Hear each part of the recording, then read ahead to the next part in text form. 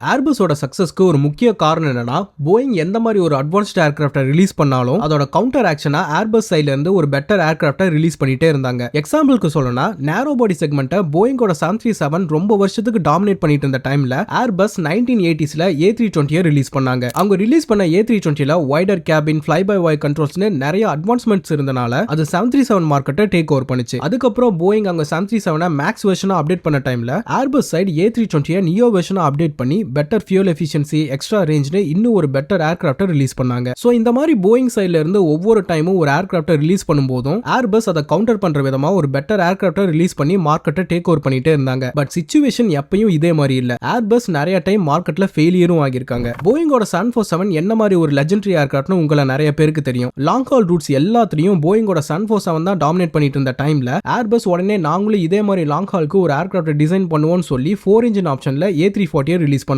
But கரெக்டா அவங்க release பண்ண டைம்ல ஏவியேஷன் ரெகுலேட்டரி ETOPS இம்ப்ளிமெண்ட் பண்ணிட்டாங்க. அண்ட் போயிங் சைடுல இருந்து 777 ரிலீஸ் பண்ணனால A340க்கு ஏர்பஸ் ஆன்டிசிபேட் பண்ண அளவுக்கு பெருசா ஆர்டர்ஸ் வரல. நான் ஏர்பஸ்க்கு இந்த மாதிரி ஒரு பேக்ரவுண்ட் சொன்ன உடனே அந்த கம்பெனி போயிங்கோட கான்செப்டை காப்பி அடிச்சிட்டாங்கன்ற கன்க்ளூஷனுக்கு வந்துடக்கூடாது. இந்த ரெண்டு மேனுஃபேக்சரர்ஸ்க்கும் அவங்க ஓன் டிசைன் அண்ட் ஸ்ட்ராட்டஜிஸ் இருக்கு. இவங்க ரெண்டு பேருமே அவங்க ஓன் மெத்தட்ல மார்க்கெட்டுக்கு ரெஸ்பாண்ட் பண்ணாங்களே தவிர யாரும் இங்க யாரையும் காப்பி அடிக்கல. போயிங் மார்க்கெட்டோட ட்ரெண்ட் அண்ட் சிச்சுவேஷன் அனலைஸ் பண்ணி அதுக்கு ஃபிட் ஆகிற மாதிரி ஒரு ப்ராடக்ட்டை ரிலீஸ் பண்ணா அதே மார்க்கெட் கேப்க்கு அவங்க காம்படிட்டரும் ஒரு ப்ராடக்ட்டை விட தான் செய்வாங்க. இது எல்லா இண்டஸ்ட்ரியிலும் நார்மலா நடக்கிற ஒரு விஷயம் தான். இதுக்கு பேரு காப்பி அடிக்கிறது கிடையாது.